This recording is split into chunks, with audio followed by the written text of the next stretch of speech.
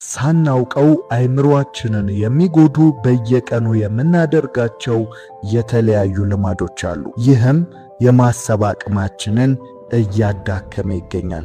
በህይወታችን ላይ በሚገጥሙን ጉዳዮችም ላይ ውሳኔ የመወሰን፣ የማመዛዘንና የመምረጥ፣ የማስተዋል፣ ችግሮችን የመፍታት፣ ስሜትን የመቆጣጠር አቅማችንንም እየገደለ ይገኛል። ታዲያ እነዚህ ልማዶች ግን በየቀኑ የምናደርጋቸው ጥቂት ልማዶች ናቸው። በዛሬ ቪዲዮ በየቀኑ የምናደርጋቸው ነገር ግን የአእምሮን የማሰብ አቅም እየጎዱና እያዳከሙ ያሉ በሳይንስ የተረጋገጡ አሁኑኑ ልታስወግዷቸው የሚገቡ 10 ልማዶችን እናወራለን። መልካም ልብ ካላችሁ ቪዲዮውን ላይክ በማድረግ ይጀምሩ። ለዚህ የቁም ነገር ቻናል አዲስ ከሆኑ ደግሞ ሰብስክራይብ በማድረግ ቤተሰባችን ይሁኑ።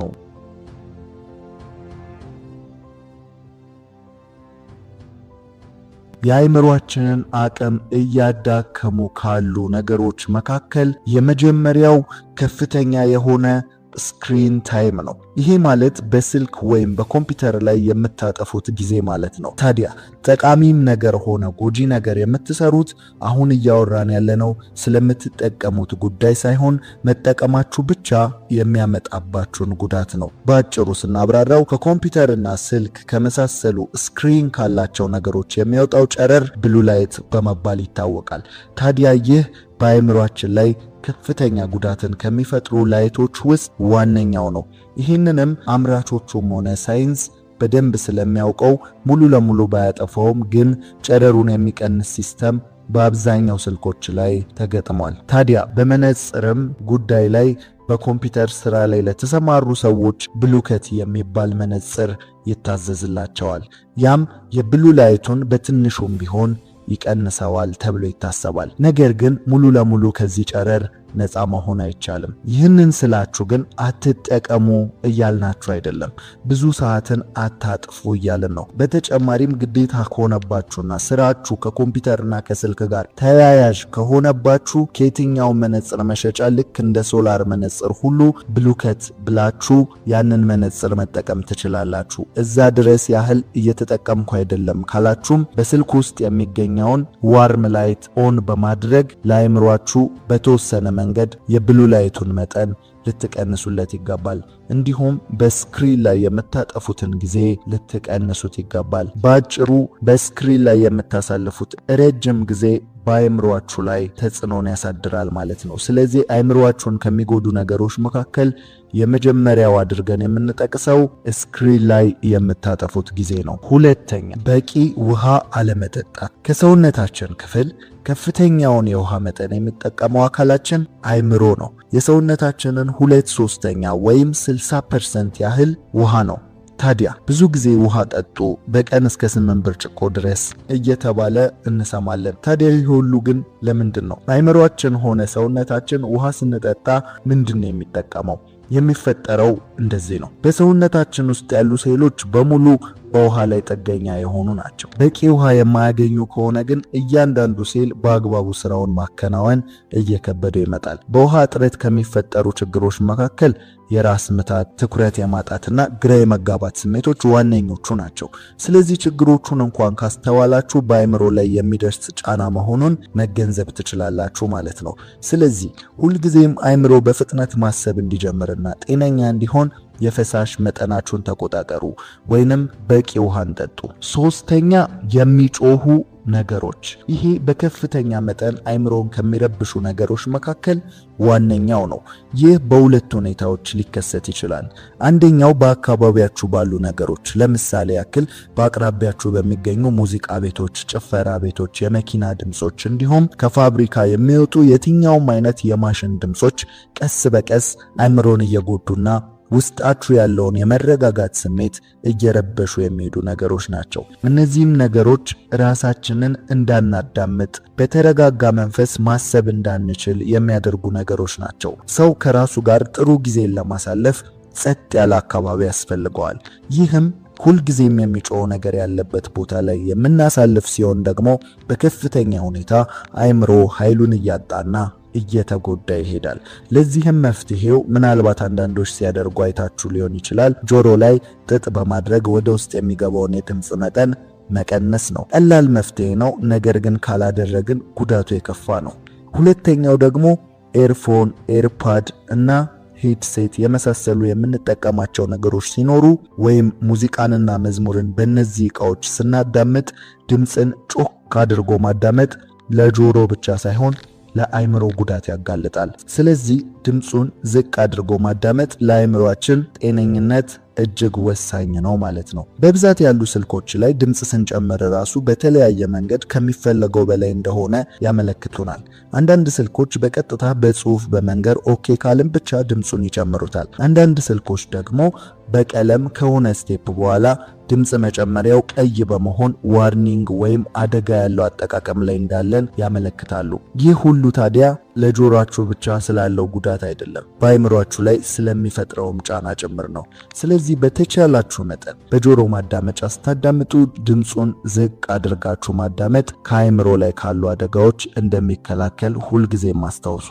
ስለዚህ በአጠቃላይ ሶስተኛው ነጥብ የሚጮሁ ነገሮችን መቀነስ ወይም ሰላምና ጸጥ ያሉ አካባቢዎችን ለአይምሮአችሁ ሰላም መምረጥ ይኖርባችኋል ማለት ነው። በአራተኛ ደረጃ የምናነሳው ሱሶች ነው።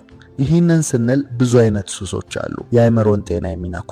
ታዲያ ከነሱ በከፍተኛ ደረጃ የፖርኖግራፊ ሱስ ሲሆን ስለነሱ በሌላ ቪዲዮ በተብራራ መንገድ እንሰራላችኋለን። ከፖርን ቀጥሎ ግን በከፍተኛ ሁኔታ የአይምሮን ጤና ከሚጎዱ ሱሶች መካከል ሲጋራና መጠጥ በከፍተኛ ደረጃነት ተመዝግበዋል። ሁላችንም መጠጥን፣ ሲጋራን የተለያየ ጉዳት እንዳላቸው ለጤናም ተስማሚ እንዳልሆኑ እናውቃለን። ነገር ግን ዛሬ የምነግራችሁ ከሰውነት፣ ከጉበት፣ ከሳምባ ጉዳታቸው በተጨማሪ ሁለቱም ሱሶች በቀጥታ የአይምሮን የማሰብ አቅም የሚጎዱ መሆናቸውን ነው። አይምሮ ለማሰብ ከፍተኛ የሆነ የኦክስጅን መጠን የሚጠቀም ሲሆን ሲጋራ ማጨስ ወደ አይምሮ የሚደርሰውን የኦክስጅን መጠን በከፍተኛ ሁኔታ ይቀንሰዋል። ከዛም በተጨማሪ ሲጋራ በውስጡ በያዘው ኒኮቲን አማካኝነት ለአይምሮ ጊዜያዊ መነቃቃት፣ ነገር ግን ያለ ኒኮቲን ያለ መነቃቃትን ይፈጥራል። ያም አይምሮ በጥቂቱ ነቃ ለማለት ከቀን ወደ ቀን የሚያስፈልገው የኒኮቲን መጠን እየጨመረ ከአንድ ሲጋራ ወደ ፓኮ ወደ 2 ፓኮ እያደገ የሲጋራ ጥገኛ ይሆናል ማለት። ይህም በአጭሩ ሱስ ይፈጠራል ማለት ነው። ይሄ ታዲያ በአይምሮ ላይ ሁሌም ተፈጥሯዊ ያልሆነን ጊዜያዊ መነቃቃትን የሚፈጠር ሲሆን ያም ከጊዜ ወደ ጊዜ አይምሮ በራስ መቻሉን፣ ትኩረቱን፣ ማስተዋሉን ሁሉ እያጣ ይሄዳል ማለት ነው። በዚህም ምክንያት አይምሮ በከፍተኛ ሁኔታ እየተጎዳ ይሄዳል ማለት ነው።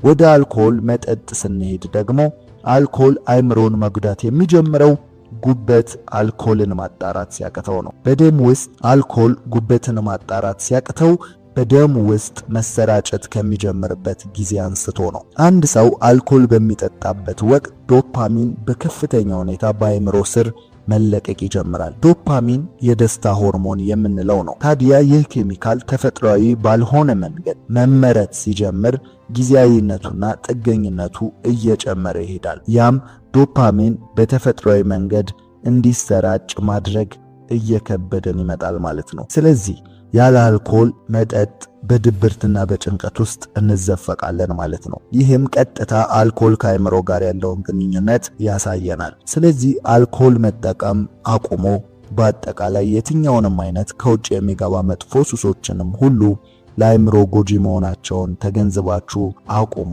በዚህ መንገድ የአይምሮአችሁን ጤና መጠበቅ ትችላላችሁ ማለት። በአምስተኛ ደረጃ የምናነሳው እንቅልፍ ማጣትን ነው። አይምሮ ከፍተኛው ሪከቨሪ ወይም ራሱን የሚያድስበት ጊዜ የእንቅልፍ ሰዓት መሆኑን እወቁ።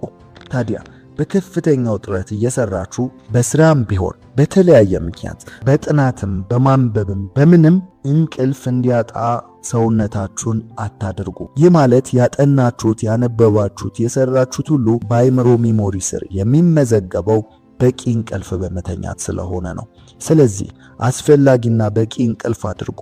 በምንተኛበት ጊዜ የሚከናወነው በጥቂቱ ለማስረዳት ያክል እንቅልፍ ላይ በምንሆንበት ጊዜ አይምሮ ቀኑን ሙሉ የመዘገበውን ኢንፎርሜሽን እያጣራ ከአጭሩ ትውስታችን ወደ ረጅሙ ትውስታችን የሚወስድበት ጊዜ ነው። ያም ማለት ከንቁ አእምሮ ክፍል ወደ ድብቁ የአእምሮ ክፍል ማለት ነው። ድብቁ የአእምሮ ክፍል ማለት ልማዳችንን የሚቆጣጠረው ለረጅም ጊዜ አብሮን የሚኖር ዕውቀትን የሚከማችበት የአእምሮ ክፍል ነው። ንቁ የአእምሮ ክፍል ደግሞ አሁንና ለጊዜው ብቻ የሚሆኑ ፈጣን ትውስታዎችን የሚመዘግብ ሲሆን በቀን ውስጥ የስሜት የልማድ ጉዳዮችን ድብቁ የአእምሮ ክፍል ሲቆጣጠር የዕውቀትና ጊዜያዊ የማሰብና የውሳኔ የምርጫ ጉዳዮችን ደግሞ ንቁ የአእምሮ ክፍል ይቆጣጠራል። ስለዚህ በምንተኛበት ጊዜ ሰውነታችን እረፍት ላይ ሲሆን አእምሮ ደግሞ ራሱን ማደስ ላይ ይሰራል ማለት ነው። ስለዚህ በቂ እንቅልፍን አገኙ። አሁንም እንደግመዋለን፣ አእምሮ ራሱን ሪከቨሪ የሚሰራው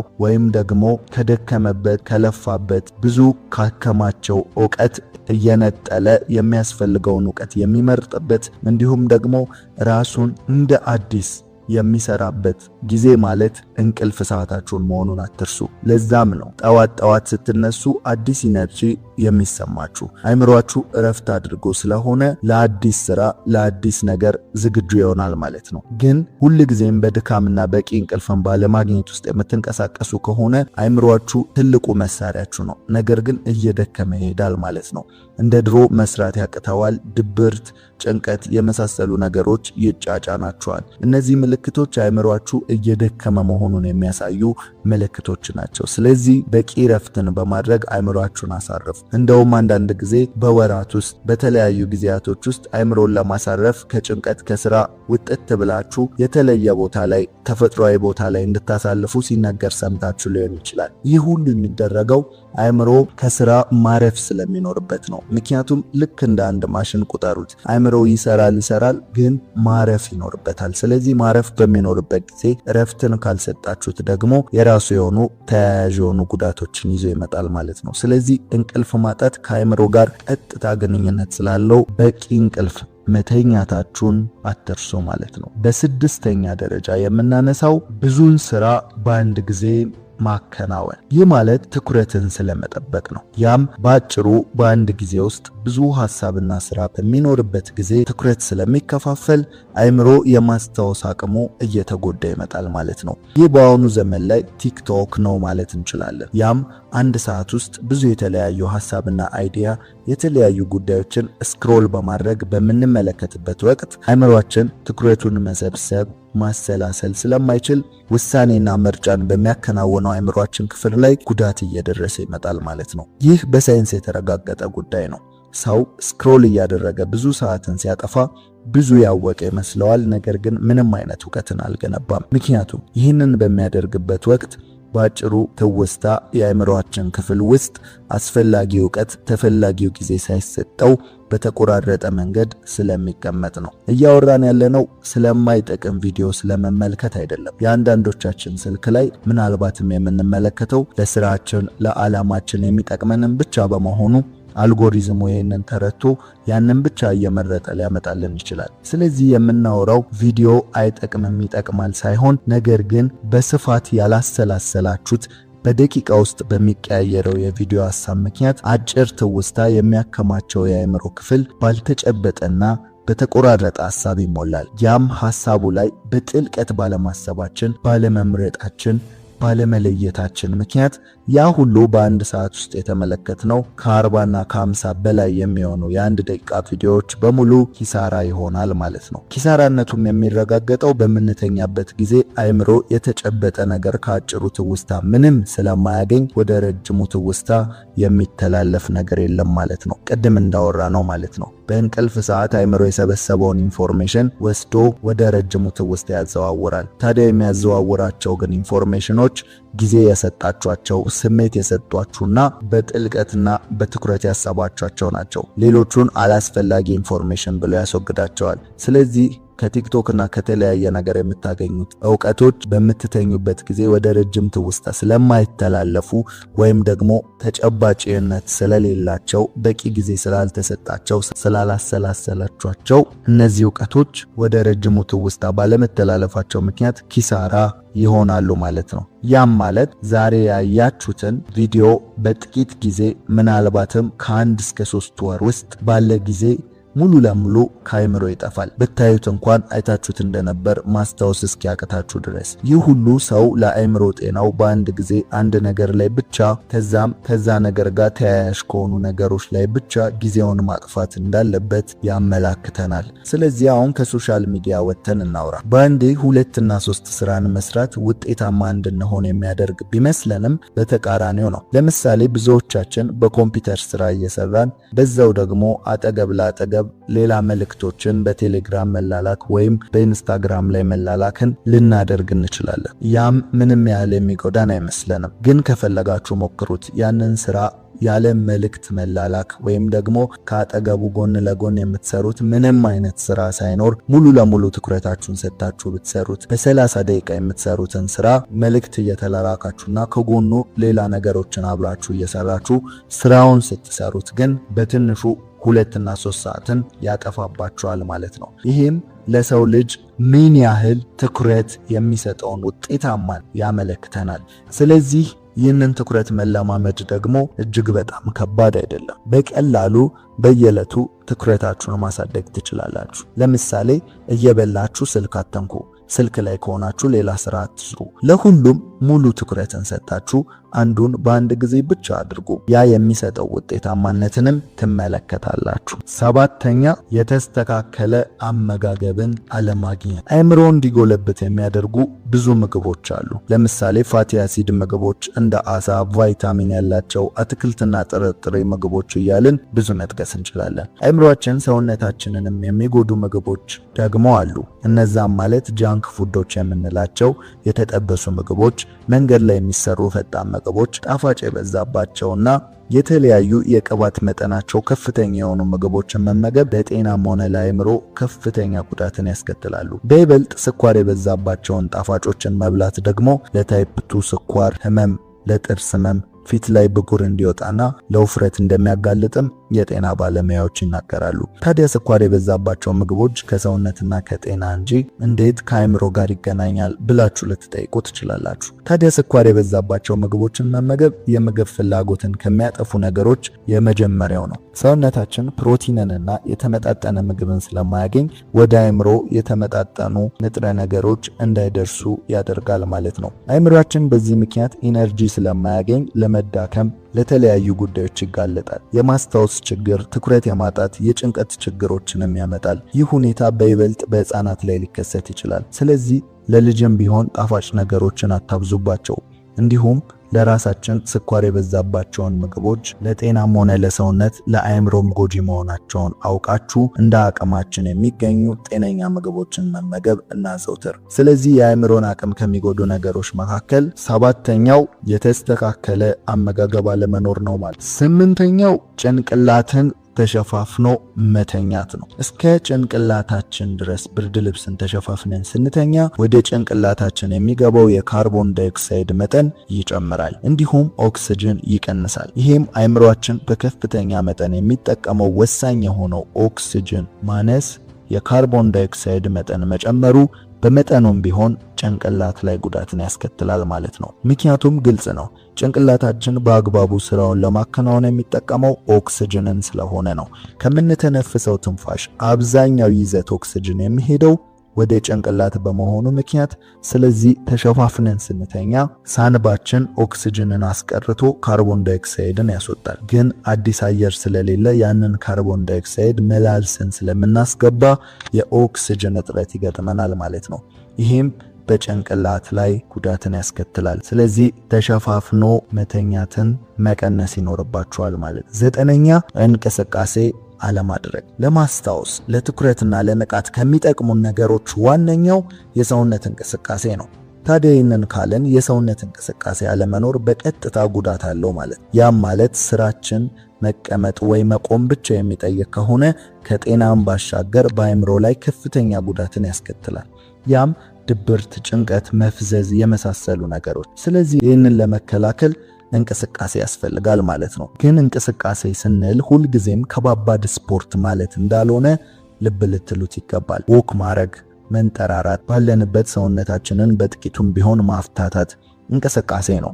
ስለዚህ ይህንን በማድረግ አእምሮአችሁን ጠብቁ ማለት። 10ኛውና የመጨረሻው መጥፎ ሐሳቦችን ማስወገድ ነው። ይሄ ዋናው የአእምሮን ከሚጎዱ ነገሮች መካከል በቀዳሚነት ሊጠቀስ የሚገባው ነው። ይሄ ማለት አእምሮ በእናንተና በምትነግሩት ነገር ላይ ሙሉ ለሙሉ እምነትን ያሳድራል።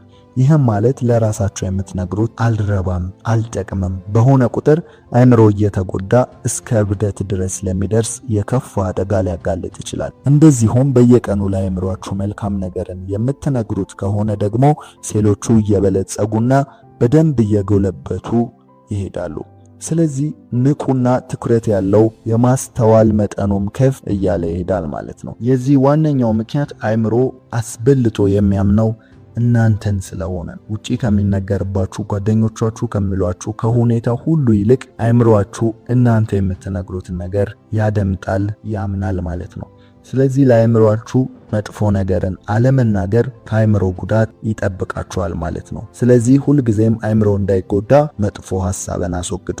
ይህንን ስንል ስለ ራሳችሁ ብቻ ሳይሆን ስለ ሰውም ቢሆን ያላችሁን መጥፎ ሐሳብ፣ ሴራ፣ ቀመር አስወግዱ። ምክንያቱም ሁሉም ነገር ኢነርጂ ነው። ስለዚህ መጥፎ ሐሳብ መጥፎ ኢነርጂን ወደ እናንተ ስለሚስብ ሳታውቁት ጨለምተኛና ውስን ሐሳቢ ትሆናላችሁ። ስለዚህ በአጠቃላይ መጥፎ ሐሳብን አስወግዱ። በምትኩም በመልካም ሐሳብ በምስጋና ተሞሉ። ያን አእምሮአችሁ በከፍተኛ መጠን መሻሻል ይጀምራል። ስለዚህ በአጠቃላይ መጥፎ ሐሳብን አስወግዱ። በምትኩም በመልካም ሐሳብና በምስጋና ተሞሉ። ያኔ አእምሮአችሁ በከፍተኛ መጠን መሻሻል ይጀምራል። ምስጋና የሚለው ላይ ትኩረት አድርጉ። ማመስገን ያለንን መቁጠር ነው፣ የሌለንን ደግሞ አለማየት ነው። ስለዚህ አለማመስገን ማጉረምረም የሚመነጨው የሌለንን ከመቁጠር ሲሆን ማመስገን ደግሞ ያለንን ከመመልከት ነው። መጽሐፍም ምን ይላል? ላለው ይጨመርለታል። ላለው ሲል ያለውን ለሚቆጥር ወይም ያለውን ለሚያቅ እንደማለትም አድርገን ልንወስደው እንችላለን። ስለዚህ ጤና ካላችሁ፣ ሌላም ነገር ቤተሰብ ካላችሁ፣ ወዳጅ ካላችሁ ያላችሁን እየቆጠራችሁ ባመሰገናችሁ ቁጥር የሌላችሁም ነገር ወደ እናንተ ይመጣል። ስለዚህ ምስጋና ላይ ትኩረት አድርጉ። ምስጋናን ደግሞ አእምሮአችን የሚረዳው በጥሩ መንገድ ነው። ስለዚህ ራሱን ለማደስ እንደ አዲስም እንዲበለጽግ ምስጋና ስታደርጉ በይበልጥ ትረዱታላችሁ ማለት ነው። ስለዚህ በምስጋና ላይ አስምሩበት። ይህንን በምታደርጉ ጊዜ የአእምሮአችሁ አቅም እየተሻሻለ ይሄዳል ማለት ነው። ሁሉም ነገር ጊዜ ይጠይቃል። በአንድ ቀን በአንድ ጀንበር የሚለወጥ ነገር የለም። አሁን የነገርናችሁን እነዚህን ነገሮች ስታስወግዱም ሆነ ተኩ ባልናችሁ ነገሮች ስትተኳቸው በአንድ ቀን አእምሮአችሁ የተለየ ታሪክ ውስጥ አይገባም። ነገር ግን ይህ በፕሮሰስና በጊዜ ሂደት ውስጥ አእምሮአችሁ እየታደሰና እናንተ ራሳችሁ እስኪገርማችሁ ድረስ አዲስ ጉልበትን እየፈጠረላችሁ ይሄዳል። ምክንያቱም አእምሮ ትልቅ መሳሪያ ነው። ለሰው ልጅ የተሰጠው ትልቁ ኃይሉም አእምሮ ነው።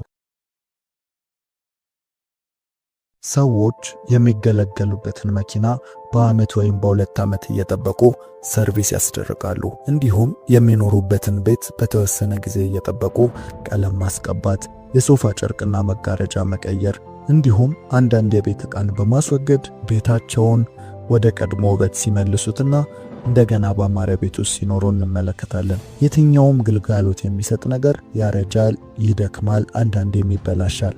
ታዲያ ያ ዕቃ ቀጥሎ እንዲያገለግል ከተፈለገ ጥገናና መታደስ አማራጭ የሌለው ምርጫ ነው። የሰው ልጅ አእምሮም በስራ፣ በትምህርት፣ በተለያዩ ጉዳዮች ምክንያት ይደክማል። ሲደክምም እነዚህን ምልክቶች ያሳያል። መርሳት፣ መጨናነቅ፣ ስሜታዊ መሆን፣ ለመወሰን መቸገር፣ አንዳንዴም ከፍ ካለ እስከ ራስ ምታት የሚደርስ ይሆናል። ልክ በዚህ ጊዜ የአእምሮ ጤናችሁን መጠበቅ ከፈለጋችሁ በአፋጣኝ እርምጃ መውሰድ ይኖርባችኋል። ያም አእምሮን እንደገና ማደስ ነው። ዛሬ ከኔ ጋር አእምሮን እንደገና ለማደስ የሚረዱ በሳይንስ የተረጋገጡ 10 ዘዴዎችን እንመለከታለን። ወደ ንቃት፣ ማስታወስ፣ በደንብ ማሰብ፣ ማገናዘብ እንዲሁም ውሳኔን በአግባቡ መወሰን፣ ስሜትን መቆጣጠርና ነገሮችን ቶሎ መረዳት እንድትችሉና የአእምሮአችሁን አቅም እንደገና በደንብ መጠቀም እንድትችሉ ይረዳችኋል። 10ሩንም ነጥቦች ወሳኝ በመሆናቸው እስከ መጨረሻው መመልከታችሁን እንዳትረሱ። መልካም ልብ ካላችሁ ቪዲዮውን ለብዙ ሰው እንዲደርስ ላይክ በማድረግ ይጀምሩ። እንዲሁም ለዚህ ቤተሰብ አዲስ ከሆናችሁ ሰብስክራይብ በማድረግ ቤተሰባችን ይሁኑ።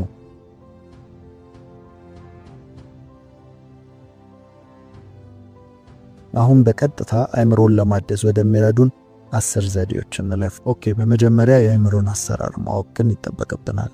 አንድ ብዙ ነገር መስራት የሚችል ማሽንን በብዙ ሚሊዮን ብር ብንገዛው አጠቃቀሙን ካላወቅን ቦታ ከማጣበብ ውጪ ለኛ ጥቅም የለውም። እንዲሁም አእምሮን አሰራሩ ካልገባን በሚችለው ልክ ልንጠቀምበት አንችልም። ስለዚህ አሰራሩን ማወቅ ወሳኝ ነው ማለት ነው። የአእምሮ ክፍሎች ብዙውን ጊዜ በሁለት ይከፈላሉ። ኮንሺየስ እንዲሁም ሰብኮንሺየስ የምንላቸው ናቸው፣ ወይንም በአማርኛ ንቁና ድብቁ የአእምሮ ክፍል የምንላቸው ማለት ነው። ንቁ የአእምሮ ክፍል በንቃትና በማስተዋል የምናደርጋቸውን ነገሮች የሚቆጣጠር ሲሆን ያም ለምሳሌ ለመጀመሪያ ጊዜ መኪና ስንነዳ፣ አዲስ ነገርን ስንሞክር፣ ሁሉ ጊዜም የማናውቀውን ነገር ስናደርግ የምንጠቀመው የአእምሮ ክፍል ሲሆን ያም ነገሮችን በማስተዋልና እያወቅን ለማድረግ የምንሞክርበት ነው። ድብቁ የአእምሮ ክፍል የምንለው ደግሞ የልማድ ኃይልን የሚገነባና ልማዳችንን የሚቆጣጠረው የአእምሮአችን ክፍል ነው። በአብዛኛው ሰዎች የምንጠቀመው ይህንን የአእምሮአችንን ክፍል ሲሆን በተለምዶ መታጠብ፣ መብላት የመሳሰሉ ድርጊቶችን ስናደርግ አስበን ሳይሆን ሳናስበው የምናደርጋቸው ልማዶች ስለሆኑ በድብቁ የአእምሮ ክፍል ውስጥ ይከናወናሉ። ታዲያ በአጭር ምሳሌ ለመጀመሪያ ጊዜ ታይፕ ስናደርግ ፊደል እየፈለግን በጥንቃቄ ሲሆን ንቁ የአእምሮ ክፍል ነው ይባላል። በቀጣይ ደግሞ ታይፒንግ ከለመድን በኋላ በፍጥነት ስንጽፍ ደግሞ በድብቁ የአእምሮአችን ክፍል ተከናወነ እንላለን ማለት ነው። ስለዚህ ድብቁ የአእምሮ ክፍል 95% በላይ የሆነውን ህይወታችንን ሲቆጣጠር፣ ንቁ የምንሆንበት ህይወት ግን 5% ብቻ ነው። አሁን አእምሮን ስለመለወጥ ስናወራ የምናወራው በድብቁ የአእምሮ ክፍላችን ላይ ትኩረት አድርገን ይሆናል ማለት ነው። እርሱን ማደስ ስንችል አእምሮን አደስን ማለት እንችላለን። ምክንያቱም ድብቁ የአእምሮ ክፍል ልማዳችንን ስለሚቆጣጠር። ሰዎች ደግሞ አብዛኛውን ጊዜያችንን ቅድም በፐርሰንት እንደገለጽነው 95% ያህል ህይወታችንን የምንኖረው በልማድ ነው። ስንበላ፣ ስንጠጣ፣ ጥርሳችንን ስንቦርሽ እንዲሁም የተለያዩ ነገሮችን በልማድ እናደርጋለን። ኢቭን ኢፍ መኪና መንዳት ስንለምድ ከለመድን በኋላ የምንነዳው በልማድ ይሆናል ወይም በድብቁ የአእምሮአችን ክፍል ይሆናል። ይሄ ማለት እኛ ሳናውቀው አእምሮአችን አውቶማቲክሊ ተረድቶ ነገሮችን ያከናውናል ማለት ግን ነገሩ በአግባቡ ይከናወናል። ንቁ የአእምሮ ክፍል ግን ብዙ ጊዜ የማናውቀውን የምናከናውንበት ስለሆነ 5% ብቻ ይሆናል። አዲስ ነገር ስንማር፣ አዲስ ነገር ስንሞክር እንዲሁም አዳዲስ ነገሮችን ለማድረግ ስንሞክር ኮንሺየስ እንሆናለን። ታዲያ እኛን እየታገለን ያሉ ልማዶች ደግሞ ወይም ደግሞ አእምሮአችንን ስለመለወጥ ስናወራ በወሳኝነት ማውራት የሚገባን በድብቁ አእምሮአችን ክፍል ላይ ተንተርሰን መሆን አለበት ማለት ነው።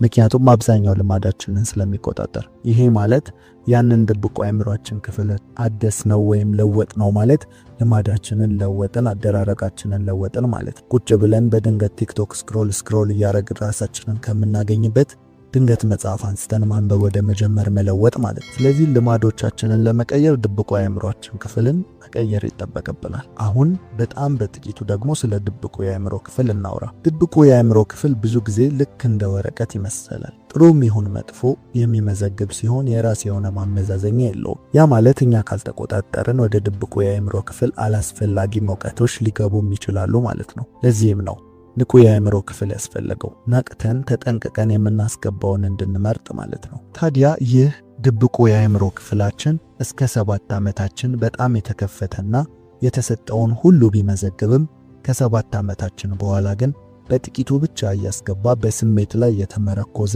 ተደጋግመው የተነገሩና ጥቂት ነገሮችን እየመዘገበ ይሄዳል ማለት ነው።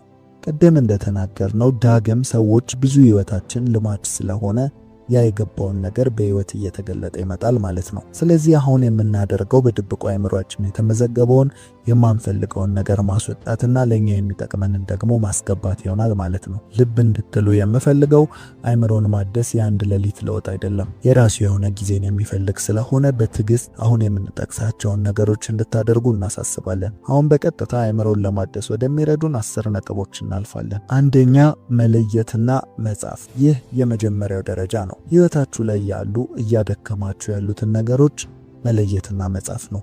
ስለ ራሳችሁ ያላችሁን መጥፎ ግንዛቤ መለየትና መጻፍ ነው። ይህ በቀጥታ መጀመሪያ ህመሙን እንደመለየት ይቆጠራል። አንድ ታካሚ ዝም ብሎ አመመኝ ቢል መድኃኒት አይገኝለት። ስለዚህ ዋና ያመመውን ቦታ መናገር ይኖርበታል። እንደዚሁም አእምሮን ማደስ ስንል መጀመሪያ የፈራረሰውን ያረጀውን ቦታ መለየት ይኖርብናል ማለት ነው። ስለዚህ ይህንን ለማድረግ ቀላሉ መንገድ ደግሞ ነጭ ሉክ ማዘጋጀት ነው። ነጭ ሉክ ማለት ምን ማለት ነው? ነጭ ሉክ ማለት ከዚያም ሰዎች ስለናንተ የሚያወሩትን የሚያስቡትን የሚመስላችሁን መጥፎ ነገር ለራሳችሁ ያላችሁን ግምት ድክመታችሁን ማሻሻል መለወጥ የምትፈልጉትን ዘርፍ ሁሉ በግልጽነት መጻፍ ነው። ይህንን ካደረጋችሁ በኋላ ወደ ቀጣዩ ስቴፕ እናልፋለን። ያም ያንን ነገር ወደ ምን መቀየር እንደምትፈልጉ መለየትና መጻፍ ነው። ይሄ ማለት ለምሳሌ ትሰርቁ ከነበረ ወደ አለመስረቅ መሄድ ብቻ ሳይሆን ለሰዎች ወደ መርዳት እንደመሸጋገር ነው። ስለዚህ እነዛን ድክመቶች ስህተቶች ስለማቆም ብቻ ሳይሆን በእነርሱ ፋንታ እናንተ ጋር እንድትተኩ የምትፈልጓቸውን ባህሪዎች ጥንካሬዎች መጻፍ ነው። ይሄ ግልጽና ጥርት ያለ ነገር እንዲኖረን ያደርጋል። ቀጥሎ ለምታደርጉትም ተግባር በግልጽ የተቀመጠ እቅድን መጻፍ ማለት ነው። ያም ከየት ወደ የት መድረስ እንደምትፈልጉ የሚያሳይ ካርታ ነው። ሁለተኛ መልካም ነገሮችን ለራሳችሁ መናገር ነው። ይሄ ቀስ በቀስ ለእናንተ ፖዚቲቭ ኢነርጂን የሚያቆናጽፋችሁ ሲሆን ከላይ ያቀዳችሁትን እቅድ እንድታሳኩ ኃይልን የምትሰበስቡበት ደረጃ ነው። ድግግሞሽ ምንጊዜም ለውጥን እንደሚያመጣ አስተውሉ። የምትነግሩትን መልካም ነገር በስሜትና በእምነት ስትናገሩት ደግሞ የበለጠ ኃይልን ትጎናጸፋላችሁ። ይህንን አይነት ልምምድ በብዙዎች ዘንድ እየተወገዘ ይገኛል። ምክንያቱም አሳማኝ ባይሆንም የምትናገረው መልካም ነገር በንግግር ብቻ አይመጣም እያሉ ሊያጣጥሉ ይሞክራሉ። እውነታው እኛም በንግግር ብቻ ይመጣል ባንልም ግን ከአስፈላጊውና ወሳኝ ነገሮች መካከል መናገሩም አንደኛው ነው እያለን ራሳችን ላይ መልካም ነገር መናገር የዘመኑ ትምህርት ብቻ ከመሰላችሁ ተሳስታችኋል። መጽሐፍ ቅዱስ በግልጽ የሚደግፈው ነገር ነው። አይደለም ለራሳችን ይቅርና ለወንድም መልካም ይሆንልሃል በለው በማለት ይመክረናል። ታዲያ አትሸወዱ፣ ነፃ ስለሆነም አይቅለልባችሁ። ምድር ላይ ትልልቅ ነገሮች ብዙ ጊዜ የትንሽ ነገር ውጤቶች ናቸው። የማያስከፍል ነው፣ ከባድ ያልሆነም ነው። እንዲሁም ብዙ ጥረትን አይጠይቅም፣ ግን ህይወትን የመቀየር አቅም አለው። በቃ በተከታታይ ለትንሽ ቀን ሞክሩት። ለራሳችሁ መልካም ነገርን ብቻ ነገሩት። ከዛ የሚመጣው ለውጥ ተመልከቱ። ሳይንቲስቶች አንድ ጥናትን አደረጉ። ሁለት ተመሳሳይ ዝርያ ተመሳሳይ አፈር አድርገው ሁለት ተክሎችን ተከሉ። ከዚያም አንደኛው ተክል ጋር ሁሌም በቁጣ ማውራት፣ መሳደብ፣ መርገም ጀመሩ። ያኛው አትክልት ላይ ደግሞ ለስለስ ያለ ሙዚቃ በመልካም ንግግር አጀቡት። በ15 ቀን የማይታመን ለውጥ ተፈጠረ።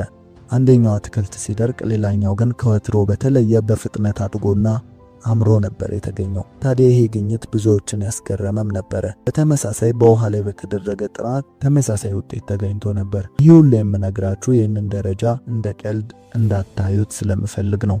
ስለዚህ በራሳችሁ ላይ መልካም ነገርን መናገር ሁለተኛው ደረጃ ነው ማለት ነው አእምሮን ለማደስ።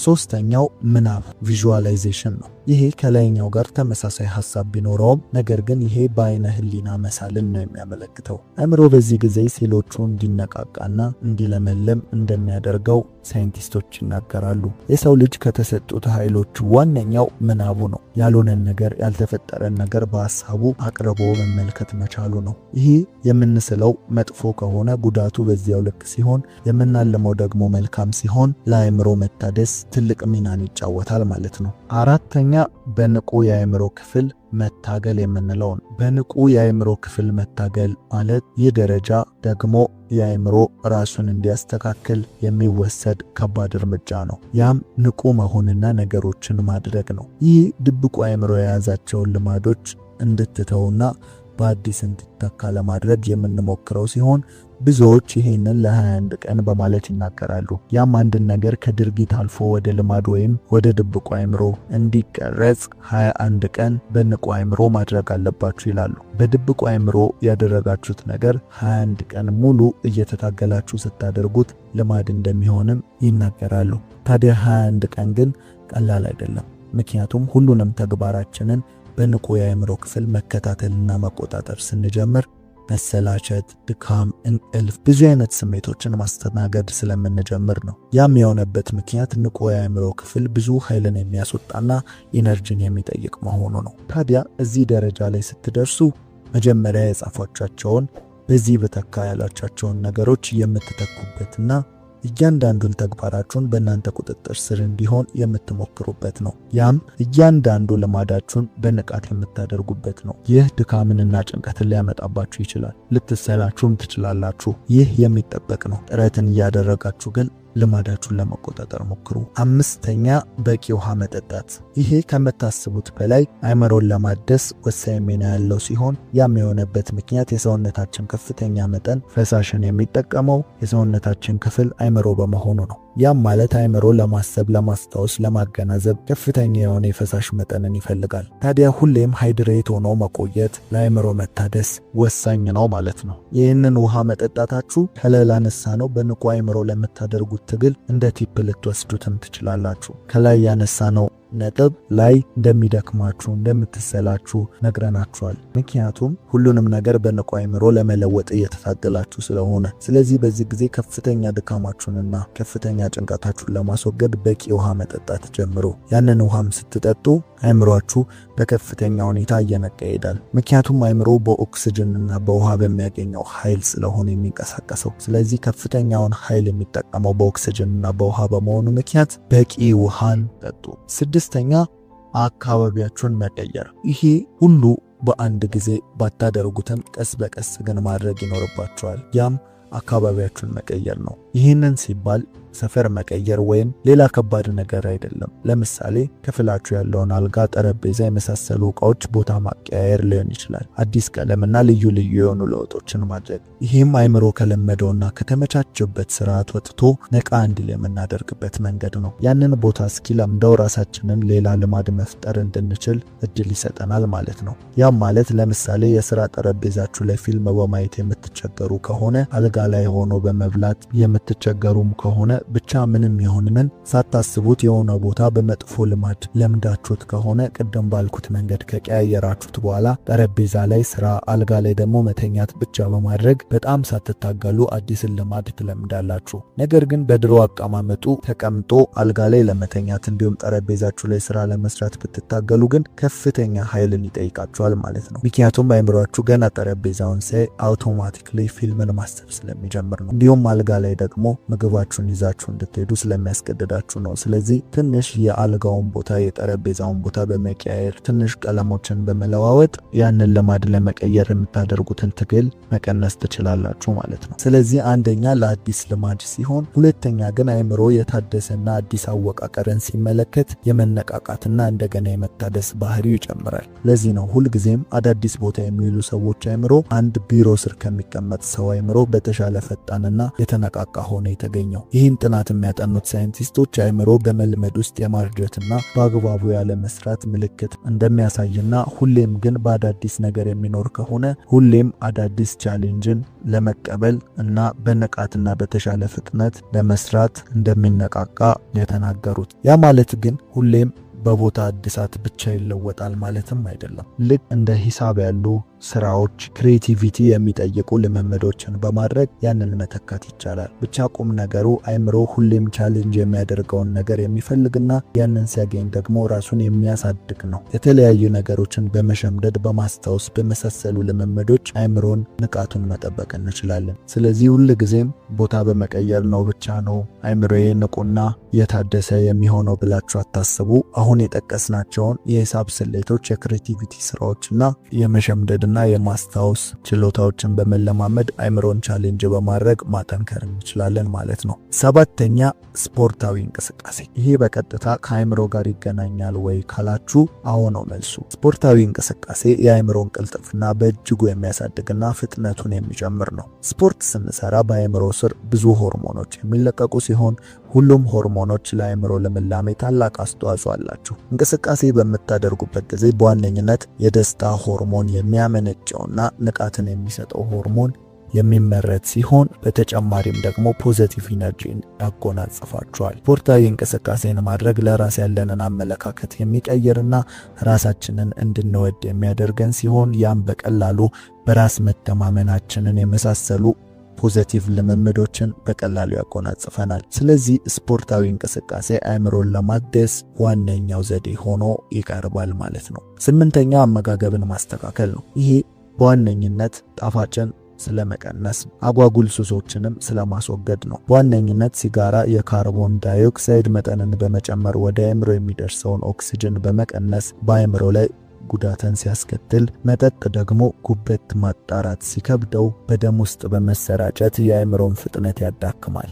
እንዲሁም ጣፋጭ በውስጣችን የሚገኘውን ለመብላት ፍላጎት የሚሰጠን ፍላጎት በመቀነስ በበቂ ሁኔታ እንዳንመገብ በማድረግ ከምግብ አእምሮ ሊያገኝ የሚገባውን ኒውትሪየንት እንዳያገኝ ያደርጋል ማለት ነው። ስለዚህ አመጋገባችንን በማስተካከል አእምሮን ማደስ እንችላለን። ይሄ ዋነኛው ምክንያትም አሁንም ከምግብም ብዙ የሆነ ኒውትሪየንት አእምሮ ስለሚጠቀም ነው። አእምሮ ስራውን የሚያከናውነው በዋነኝነት በኦክሲጅን፣ ውሃና ከምግብ በሚገኙ ኒውትሪየንቶችን በማቀናጀት ስለሆነ ለነዚህ ዋነኛ የሆነውን ምግብ ሳትዘነጉ በትክክልና በሰዓት በመመገብ አእምሮን እንደገና ማደስ ይቻላል ማለት ነው። 9ኛ እንቅልፍን መተኛት። ይሄ ከሁሉም ዋነኛና ትልቅ ቦታ ሊሰጠው የሚገባ ሲሆን አእምሮ ራሱን እንደገና የሚያድሰው በዋነኝነት በእንቅልፍ ሰዓት ነው። ያም ቀደም ካወራናቸው ከንቁ የአእምሮ ክፍል ወደ ድብቁ የአእምሮ ክፍል ዕውቀቶችን